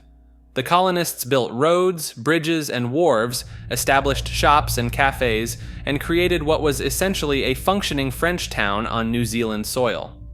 The lingering question that feeds conspiracy theories today is simple. What if the French had arrived just 1 week earlier? Modern historians note that France had extensive plans for Pacific expansion and possessed the naval power to enforce their claims. A successful French colony at Akaroa could have led to a completely different New Zealand, possibly divided between British and French spheres of influence, fundamentally altering the nation's cultural identity, legal system, and international relationships. This entry suggests that Piltdown Man, far from being the famous paleontological hoax we were told about, is actually a living species that authorities have worked to keep hidden from the public. For those unfamiliar, Piltdown Man was supposedly discovered in 1912 by amateur archaeologist Charles Dawson in a gravel pit in Sussex, England. The fossils appeared to show a missing link between apes and humans, with a human-like skull but an ape-like jaw. Mainstream science declared it a deliberate fraud in 1953, claiming someone had stained modern bones and filed down teeth to create fake ancient remains.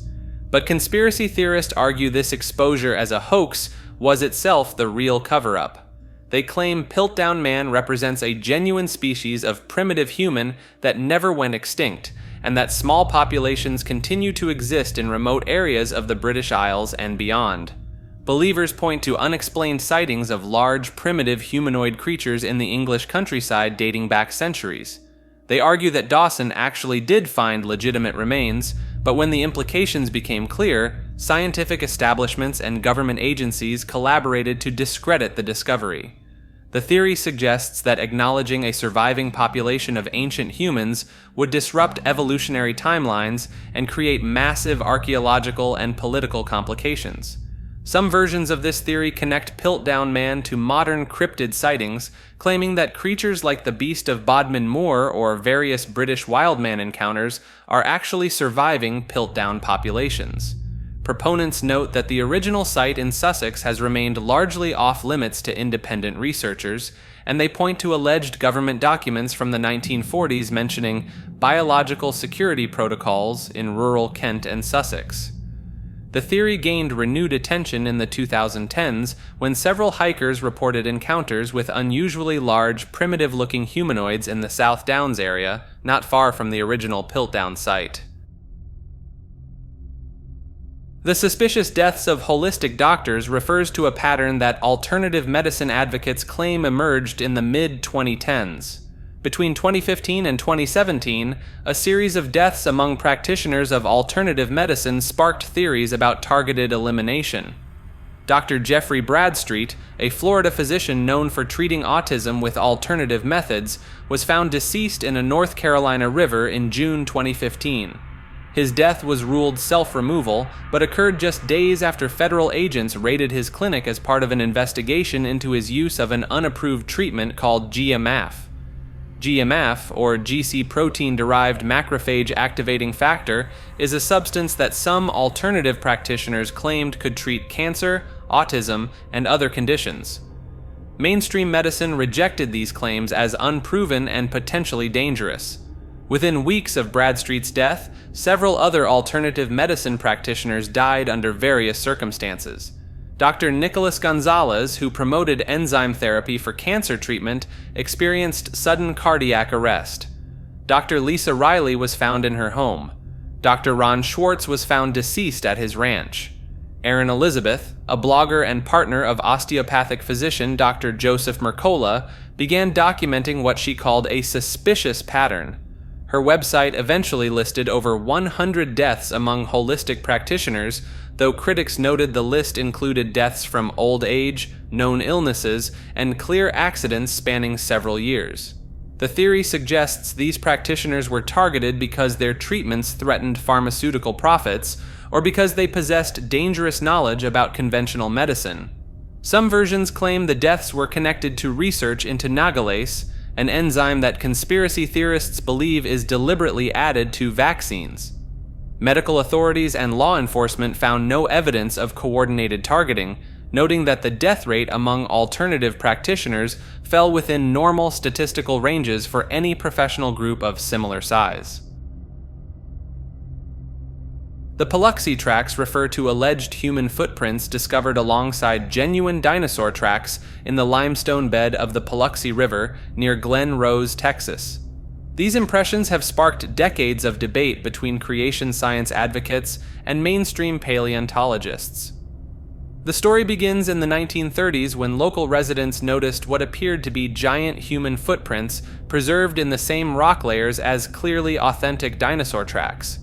Some of these alleged human prints measured up to 16 inches long, suggesting they belong to a race of giants.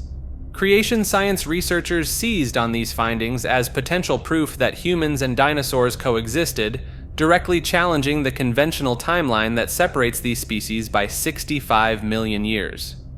The most famous advocate was Dr. Carl Baugh, who established the Creation Evidence Museum nearby and conducted excavations throughout the 1980s and 90s. The tracks gained national attention when they were featured in documentaries and creationist literature. Baugh claimed to have found over 400 human tracks in the riverbed, some showing clear toe impressions and heel strikes that appeared impossible to fake. However, scientific investigation revealed more mundane explanations. Many of the supposed human tracks were actually elongated dinosaur footprints that had been eroded or filled with sediment, obscuring their original three-toed shape. Others were identified as metatarsal impressions, where dinosaurs pressed their entire foot down rather than just their toes, creating longer, more human-like shapes. The most damaging evidence came when researchers discovered that some tracks had been deliberately carved by locals during the Great Depression to sell to tourists and museums for extra income. Glen Rose had become known for its abundant dinosaur fossils, making fake human tracks a profitable side business. Despite scientific debunking, the Paluxy tracks remain a cornerstone of young Earth creationist arguments, with believers maintaining that at least some genuine human prints exist among the forgeries and misidentifications. Non-space refers to locations that exist physically, but have been rendered psychologically invisible or forgettable through deliberate design and manipulation techniques. The concept emerged from urban planning studies in the 1970s, when researchers noticed certain areas in major cities that people consistently failed to remember or describe, despite walking through them regularly. These spaces weren't hidden or restricted, yet they seemed to slip from conscious awareness moments after being experienced. Government facilities reportedly employ non-space principles extensively. The technique involves specific architectural elements like uniform beige coloring, fluorescent lighting at particular frequencies, and corridor layouts that follow mathematical patterns designed to induce mild dissociation. When combined with electromagnetic field generators operating at 7.83 Hz, these environments allegedly cause visitors to forget details about their location within minutes of leaving. The most documented case involves Building 2847 at Wright-Patterson Air Force Base, where civilian contractors reported being unable to recall entire floors they had worked on for months. Security footage showed these individuals accessing restricted areas daily, yet exit interviews revealed complete memory gaps about the building's interior layout. Corporate applications have become increasingly sophisticated. Shopping mall designers now incorporate dead zones, transition areas between stores that customers walk through but cannot later describe. These spaces serve as psychological buffers, preventing shoppers from developing mental maps that might reveal the manipulative nature of retail layouts. The pharmaceutical industry has shown particular interest in non-space research. Internal documents from Meridian Therapeutics, leaked in 2019, outlined protocols for creating forgettable waiting areas in clinical trial facilities. Test subjects would spend hours in these spaces between treatments, yet post-study questionnaires showed they remembered only entering and leaving the building. Digital non-space represents the latest evolution of this technology. Certain websites and applications allegedly use visual elements and navigation patterns that prevent users from forming lasting memories of their online activities, creating perfect conditions for subliminal messaging and data collection without conscious awareness. Moonless nights refer to the conspiracy theory that these darkest periods of the lunar cycle hold special significance for covert operations, occult practices, and unexplained phenomena. According to this theory, powerful groups deliberately time their most secretive activities to coincide with the new moon, when natural illumination reaches its minimum. The foundation of this belief stems from historical accounts of secret societies and intelligence agencies allegedly scheduling clandestine meetings during these darkest nights. Proponents point to documented cases like the Bay of Pigs invasion, which launched on April 17, 1961, during a new moon phase. Military strategists have long recognized the tactical advantage of operating under minimal natural light, but conspiracy theorists argue this preference extends far beyond conventional warfare. Statistical analysis of crime data from major cities shows curious patterns during moonless periods. Police reports from New York City between 2000 and 2010 revealed a 23% increase in break-ins and burglary attempts during new moon phases. Emergency room admissions for psychological episodes also spike during these periods, with hospitals in Los Angeles reporting up to 30% more crisis interventions. The theory gains complexity when examining ancient lunar calendars and their modern applications. Babylonian astronomical records from 1500 BCE detail specific rituals performed exclusively during moonless nights, supposedly to harness what they called shadow energy. Today's conspiracy theorists claim these same principles guide everything from Federal Reserve meeting schedules to pharmaceutical product launches. Modern research has attempted to explain these correlations through biological mechanisms. The human body produces varying levels of melatonin based on lunar cycles, potentially affecting sleep patterns and decision-making processes. However, conspiracy theorists argue that certain groups possess advanced knowledge of these lunar influences, using them to manipulate global events when public attention naturally decreases during darker nights. The Delaware hoax centers around one of archaeology's most persistent frauds, a document that fooled scholars for over 150 years.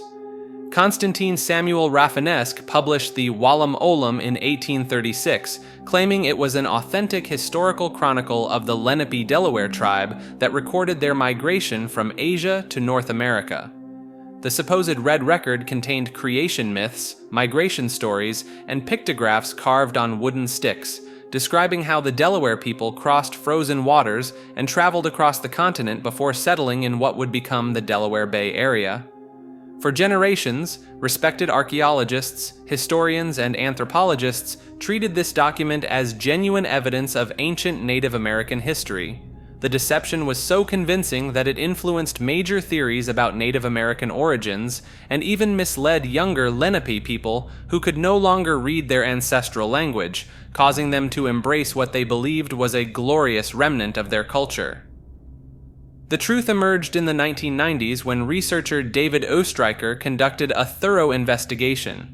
He discovered that Rafinesque had been translating from English to Lenape rather than the other way around, with his original manuscripts showing crossed-out Lenape words replaced with others that better matched his predetermined English translation. The linguistic evidence was damning. Rafinesque had cobbled together words from Moravian missionary dictionaries, mixing genuine Lenape vocabulary with terms borrowed from other native languages, Aztec, and even Chinese. The pictographs proved equally fraudulent, combining symbols from published Egyptian, Chinese, and Mayan sources rather than authentic Lenape petroglyphs. Oestreicher discovered that Rafinesque likely created the hoax to win a substantial cash prize from the Royal Institute of France, submitting the Wallam Olam only after acquiring a specific Delaware word list in 1834. The timing suggests financial desperation rather than scholarly pursuit drove this elaborate deception. When Oestreicher interviewed elderly Lenape speakers in Oklahoma, they told him they had only heard of the Wallam Olam recently from anthropologists and archaeologists, finding its text puzzling and often incomprehensible. The supposed ancient record of their people was completely foreign to the actual Delaware community. The Lindsay Lohan twin theory suggests that the actress who rose to fame in the late 1990s and early 2000s actually has an identical twin sister who has been secretly sharing her career and public appearances. This theory gained traction after Lohan's breakout role in Disney's The Parent Trap, where she convincingly portrayed identical twins, Hallie and Annie Parker. Conspiracy theorists noticed that her performance seemed unusually natural for someone acting alongside herself through movie magic. They began examining her post-film appearances for inconsistencies that might indicate two different people. Believers point to specific behavioral differences observed during red carpet events and interviews throughout the early 2000s. They catalog moments where Lohan appeared to have different mannerisms, speech patterns, or even slightly different facial features from one appearance to the next. Some claim her left-handed tendencies would occasionally switch to right-handed during certain public outings. The theory suggests that one twin handles the more demanding acting roles and public appearances, while the other manages the party lifestyle that dominated tabloid headlines during Lohan's tumultuous period in the mid-2000s. This would explain, according to theorists, how she could appear exhausted and disheveled in paparazzi photos one day, then look refreshed and composed at a movie premiere the next. Facial recognition analysis conducted by online investigators claims to show subtle but consistent differences in bone structure and facial proportions across different time periods. They argue that makeup and styling cannot account for these variations. The theory also attempts to explain Lohan's career trajectory, suggesting that disagreements between the twins about their shared public image led to the apparent inconsistencies in her professional choices and personal conduct that puzzled entertainment industry observers. The Secret Commonwealth refers to a 17th century manuscript that documents what its author claimed were real encounters with beings from another dimension. Robert Kirk, a Scottish minister from Aberfoyle, penned this extraordinary work in 1691. Kirk wasn't some village eccentric spinning tales by the fire. He held a Master of Arts degree, served as the local pastor, and had already translated the Bible into Scottish Gaelic. Yet this respectable clergyman spent years documenting detailed interactions with what he called the fairy folk. Kirk described these beings as existing in a parallel realm that occasionally intersected with our own. According to his accounts, they possessed physical bodies made of a substance somewhere between matter and spirit.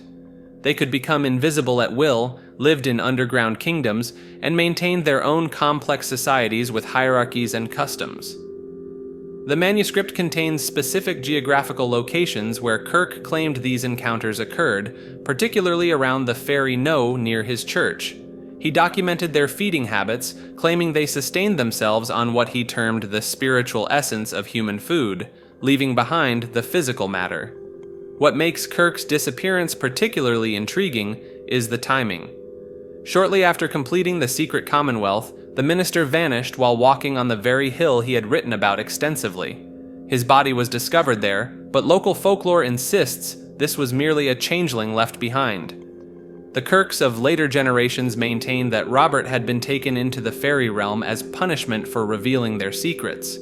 Some claimed he appeared to relatives in dreams, explaining he was trapped between worlds and could only return if specific rituals were performed at his funeral. The manuscript itself remained hidden for over 2 centuries before surfacing in academic circles, raising questions about whether other similar documents exist in private collections, documenting encounters that challenge our understanding of reality.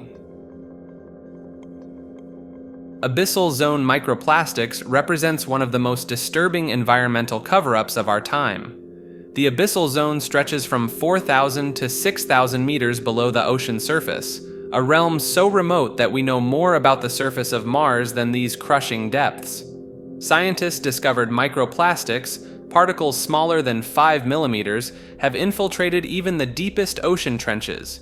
The Mariana Trench, nearly 11,000 meters down, contains plastic fragments that somehow traveled from surface waters through 6 miles of crushing darkness. Here's where things get suspicious. Research expeditions consistently find microplastic concentrations in deep-sea sediments that far exceed what ocean current models predict. The numbers don't add up. Dr. Alan Jamieson's team found plastic fibers in the stomachs of deep-sea amphipods pulled from trenches across the Pacific. These creatures live in complete isolation, yet they're consuming synthetic materials that supposedly take decades to sink this deep. The conspiracy centers around suppressed data from deep-sea mining surveys. Companies prospecting for rare earth minerals discovered microplastic densities so extreme they could disrupt mining operations. Internal documents allegedly show plastic concentrations reaching 2,000 particles per cubic meter in certain abyssal plains. Even stranger, some microplastics found at these depths contain chemical signatures from manufacturing processes that ended in the 1970s. The timeline suggests these particles reach the seafloor impossibly fast, or something else entirely is happening down there. Environmental agencies rarely discuss abyssal microplastics in public reports, focusing instead on surface pollution that generates more public concern and funding. Gene pool financialization represents the transformation of human genetic data into tradable financial assets. This theory suggests that corporations and financial institutions are positioning themselves to treat your DNA like stocks, bonds, or commodities. Rather than genetic information serving purely medical or research purposes, it becomes another asset class for Wall Street to exploit. The mechanism works through what advocates call genetic wallets stored on blockchain networks. Every individual would possess a digital genetic portfolio containing their complete genomic sequence. Pharmaceutical companies, insurance providers, and biotechnology firms could then purchase access to specific genetic markers or entire genetic profiles. Companies like 23andMe and Ancestry DNA have already collected millions of genetic samples under the guise of genealogy services. Critics argue these databases represent the foundational infrastructure for a genetic commodity market. The real value lies not in telling you about your Irish heritage, but in aggregating population-level genetic data that can predict disease susceptibility, drug responses, and biological traits across entire demographics. The financial instruments become increasingly sophisticated. Genetic futures markets could allow investors to bet on the prevalence of certain genetic conditions. Insurance companies might purchase genetic risk portfolios to price premiums more accurately. Employers could access genetic productivity indexes to inform hiring decisions. Pharmaceutical companies represent the most immediate beneficiaries. Instead of conducting expensive clinical trials across diverse populations, they could simply purchase genetic data packages that identify optimal drug candidates and predict adverse reactions. A single genetic database covering 10 million individuals could be worth billions in reduced research and development costs. The theory extends beyond individual genetic profiles into population genetics. Entire ethnic groups or geographic regions could see their collective genetic heritage packaged and sold. Indigenous communities with unique genetic adaptations become particularly valuable targets for biopiracy through financial mechanisms. Some versions of this theory connect to broader depopulation agendas. By financializing genetic diversity, certain genetic lineages could be systematically devalued while others appreciate in worth. The market mechanism becomes a tool for genetic engineering on a species level, determining which human genetic variants survive and flourish based on economic rather than biological factors. The infrastructure already exists through direct-to-consumer genetic testing, electronic health records, and genomic research databases. What remains is the regulatory framework that would allow genetic data to be legally traded as financial instruments.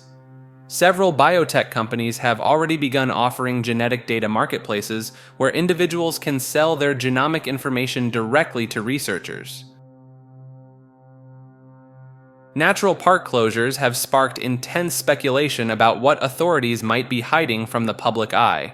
These temporary shutdowns, often explained as routine maintenance or wildlife protection, sometimes last for months or even years with minimal official explanation. The most documented case involves sections of Yellowstone National Park that remained off-limits from 2008 to 2012. Officials cited geological instability, yet seismic data from the area showed relatively normal readings during this period. Park rangers who worked the perimeter during these closures reported unusual military vehicle activity and unmarked helicopters conducting nighttime operations. Grand Canyon National Park has experienced similar mysterious restrictions. In 2015, a 12-kilometer stretch of the South Rim Trail was suddenly cordoned off following what officials described as a rock slide. However, aerial photographs taken by independent researchers showed no visible evidence of recent geological activity in the restricted zone. The closure lasted 8 months, during which time local hiking groups reported seeing teams in hazmat suits working in the sealed area. The pattern becomes more intriguing when examining closure timing. Multiple parks across different states have simultaneously restricted access during specific lunar phases, particularly during new moons when visibility is lowest. Death Valley, Joshua Tree, and parts of the Mojave National Preserve have all implemented coordinated closures during these periods since the early 2010s. Yosemite presents perhaps the most puzzling case. The Hetch Hetchy area has been partially closed to public access since 2019, officially due to infrastructure repairs on the O'Shaughnessy Dam. Yet satellite imagery reveals no construction equipment or visible repair work at the site. Local water district employees have reported being denied access to routine inspection areas they had visited for decades. Former Park Service employees have begun speaking about protocols they were required to follow during these closures. Standard procedure apparently involves removing all trail markers and signage from restricted areas, installing motion-detecting cameras, and maintaining detailed logs of any civilian attempts to enter closed zones. These logs are reportedly forwarded to agencies outside the National Park Service. The financial aspect raises additional questions. Emergency closure budgets often exceed the cost of typical park maintenance by factors of 10 to 20. Congressional budget reports show millions in unspecified expenditures labeled simply as environmental remediation for areas that showed no prior signs of contamination or damage. Some closures have coincided with increased reports of unusual phenomena from neighboring areas. When sections of the Olympic National Forest were restricted in 2020, residents in nearby Port Angeles documented an uptick in unexplained electromagnetic interference with radio and cellular communications. What makes these closures particularly suspicious is the inconsistent enforcement. While official hiking trails remain blocked, satellite imagery often reveals well-worn paths leading into restricted zones, suggesting regular human activity continues despite public prohibition. Algal fuel represents one of the most suppressed energy breakthroughs of the modern era.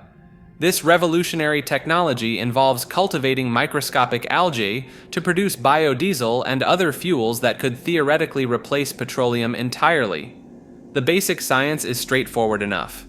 Certain algae species can produce up to 60% of their body weight in oil, making them exponentially more efficient than traditional crops like corn or soybeans. A single acre of algae ponds can yield 5,000 to 15,000 gallons of fuel annually, compared to just 400 gallons from corn ethanol. What makes this conspiracy particularly compelling are the documented instances of interference. In 2012, ExxonMobil invested $600 million in algae research with synthetic genomics, only to quietly abandon the project years later, claiming the technology wasn't commercially viable. Yet independent researchers had already demonstrated successful small-scale production. The timeline becomes suspicious when you examine the patent landscape. Major oil corporations have systematically acquired algae fuel patents since the early 2000s, not to develop them, but allegedly to shelf them indefinitely. Chevron alone holds over 50 patents related to algae biofuel production methods. Former Department of Energy researcher Michael Briggs published papers in the late 1990s showing that algae farms covering an area the size of Maryland could replace all petroleum fuel consumption in the United States. His funding was mysteriously cut the following year, and his research team was disbanded. The technology even caught government attention during World War II, when Germany experimented with algae fuel production to supplement their limited oil reserves. Those records remained classified until the 2010s, despite containing information that could have accelerated civilian algae fuel development by decades. Today, while small companies continue algae fuel research, none have achieved the scale that early projections suggested should be possible by now. Liber Shooter Connections refers to a conspiracy theory linking several high-profile violent incidents to the London Interbank offered rate manipulation scandal. The theory suggests that multiple perpetrators had fathers or family members who were scheduled to testify in LIBOR-related financial investigations. LIBOR was the benchmark interest rate that major banks used to lend money to each other. Between 2008 and 2012, it emerged that banks including Barclays, UBS, and Royal Bank of Scotland had been manipulating these rates to increase their profits. The scandal involved trillions of dollars and became one of the largest financial frauds in history. The conspiracy theory gained traction after researchers noticed that the fathers of two separate shooters were allegedly connected to LIBOR investigations. In the Sandy Hook case, conspiracy theorists claimed that the shooter's father worked for GE Capital and was scheduled to testify before Congress about LIBOR manipulation. Similarly, they alleged that the Aurora Theater shooter's father, who worked as a senior scientist for a credit reporting company, was also set to testify in LIBOR proceedings. Supporters of this theory point to what they see as suspicious timing. Both incidents occurred during the height of LIBOR investigation proceedings in 2012. They argue that these violent acts served to distract media attention from the financial scandal while simultaneously silencing potential witnesses through intimidation or elimination. The theory extends beyond these two cases, with some researchers claiming to have identified additional shooters whose family members had connections to major financial institutions involved in rate manipulation scandals. Critics note that both fathers worked in finance-adjacent fields where LIBOR knowledge would be common, and that no official testimony schedules have been produced to support the claims. The timing correlation, they argue, reflects the widespread nature of LIBOR investigations rather than coordinated suppression efforts. This theory suggests that what mainstream science interprets as ancient remains are actually artifacts from advanced future civilizations that have somehow traveled backward through time. According to this perspective, the geological record has been fundamentally misunderstood, with carbon dating and radiometric methods providing false timelines that obscure the true temporal origin of these specimens. Supporters point to the sudden appearance of complex life forms in the fossil record, particularly during the Cambrian explosion around 540 million years ago, as evidence of temporal displacement rather than natural evolution. They argue that the intricate biological designs found in these fossils demonstrate technological sophistication that could only come from highly advanced societies. The theory often incorporates quantum mechanics concepts, suggesting that future humans or non-human intelligences developed time travel technology and either accidentally or intentionally deposited biological materials in Earth's past. Some versions claim these future beings are conducting archaeological studies of their own origins, leaving behind traces that we now interpret as prehistoric life. Proponents frequently cite anomalous fossils that appear out of sequence in the geological timeline, such as the controversial found in supposedly impossible rock formations. They argue these represent evidence of temporal contamination from future expeditions. The theory sometimes extends to suggest that certain unexplained archaeological discoveries, like the Antikythera mechanism or advanced stone-cutting techniques, are actually future technology that has been misidentified as ancient craftsmanship. This perspective requires rejecting conventional understanding of thermodynamics, particularly the second law, and embracing speculative physics models that allow for closed time-like curves and paradox-free time travel. The Kiyotaki Tunnel refers to a narrow, single-lane passage carved through the mountains near Kyoto, Japan, that has earned recognition as one of the country's most intensely haunted locations. Built between 1927 and 1928 as part of the Atagoyama Railway, this 444-meter stretch of darkness connects the tourist area of Arashiyama to the village of Sagaki-Otaki. The supernatural reputation stems from the tunnel's construction history, where workers reportedly died under brutal conditions during the building process. Local accounts describe these laborers as essentially unpaid forced workers, many of whom perished from accidents, cave-ins, or the harsh mountain environment. Their bodies were allegedly sealed within the tunnel walls themselves, creating what believers call a permanent prison for restless spirits. The tunnel's measurement of exactly 444 meters holds particular significance in Japanese culture, where the number 4 is pronounced shi, identical to the word for death. This numerical coincidence has amplified the location's ominous reputation among locals who view it as an intentional harbinger of doom. Modern visitors report a catalog of disturbing phenomena that occur primarily after sunset. Drivers describe seeing ghostly figures materialize in their vehicles during passage, only to vanish upon exiting the tunnel.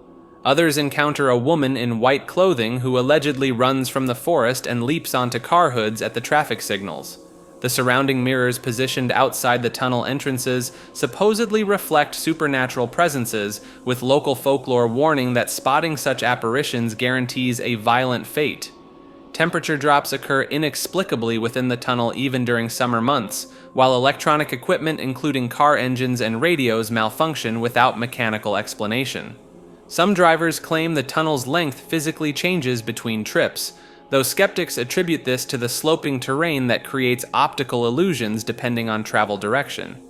The area above the tunnel has developed a reputation as a location for self-removal, with the dense forest providing both seclusion and sturdy tree branches. This grim association has generated additional ghost stories of individuals who chose to end their lives in the vicinity, further saturating the location with tales of unrest. Ghost tour operators now regularly visit Kiyotaki Tunnel, capitalizing on its international reputation among paranormal enthusiasts. YouTube videos documenting nighttime explorations have accumulated millions of views, with amateur investigators attempting to capture evidence of the alleged supernatural activity on camera. Abyssal zone time gates refer to alleged temporal anomalies occurring in the deepest parts of our oceans, specifically at depths between 4,000 to 6,000 meters below sea level. The abyssal zone represents one of Earth's most unexplored regions, where crushing pressure and complete darkness create conditions more alien than the surface of Mars. According to this theory, these extreme depths don't just hide bizarre sea creatures, but actual rifts in the fabric of time itself. The concept gained traction in 2010s when deep-sea research vessel Nereid reported temporal distortions during a Pacific Ocean expedition.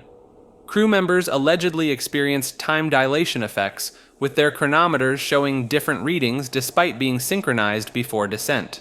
Mission logs describe a 47-minute dive that somehow lasted 3 hours, according to surface monitoring equipment. Dr. Elena Vasquez, a former NOAA researcher, claimed that certain underwater geological formations act as natural temporal gateways.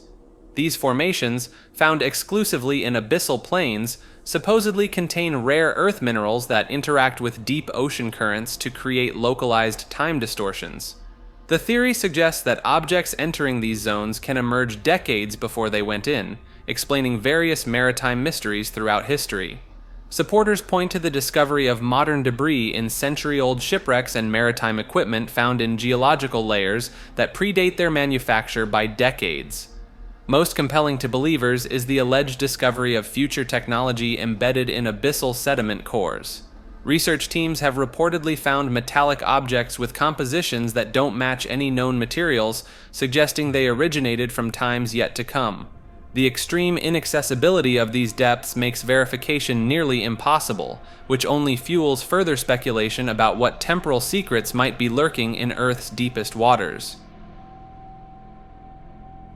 The Stairway to Hell in Staffordshire centers on a bizarre account recorded by Dr. Robert Plot in 1686. Plot was the first keeper of the Ashmolean Museum at Oxford and a respected naturalist who documented this unsettling incident in his official Natural History of Staffordshire.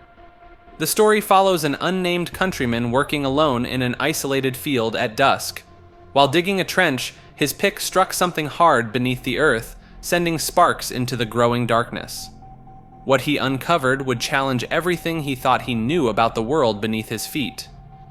Clearing away grass and weeds revealed a massive stone slab with an iron ring embedded at one end. Using rope and leverage against a nearby tree, the man managed to lift this ancient seal. Beneath lay a stone staircase descending into absolute blackness, its depth seemingly infinite. Driven by curiosity and hopes of hidden treasure, the countryman began his descent. The staircase was expertly crafted but clearly ancient, each step worn smooth by countless years. At 100 feet down, he reached a square landing with a wall niche before encountering another staircase descending at right angles into deeper darkness. The air carried a strange aromatic scent, almost like distant incense wafting up from below. After counting 220 steps total, the man noticed a pale light emanating from the depths. This wasn't sunlight or torch flame, but something altogether different, steady and cold. The staircase eventually opened into a square chamber built from massive hewn stones. The ceiling featured an intricately carved rose in dark marble, and flagstones covered the floor.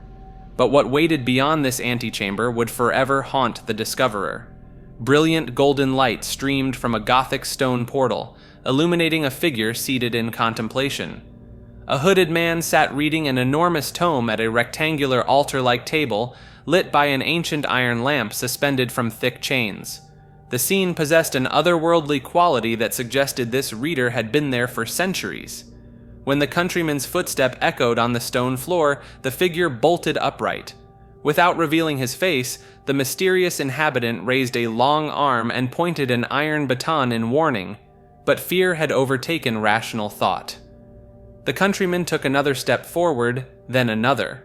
On that third step, the hooded figure raised his weapon and brought it crashing down upon the ancient lamp. The chamber plunged into complete darkness as metal shattered into countless pieces.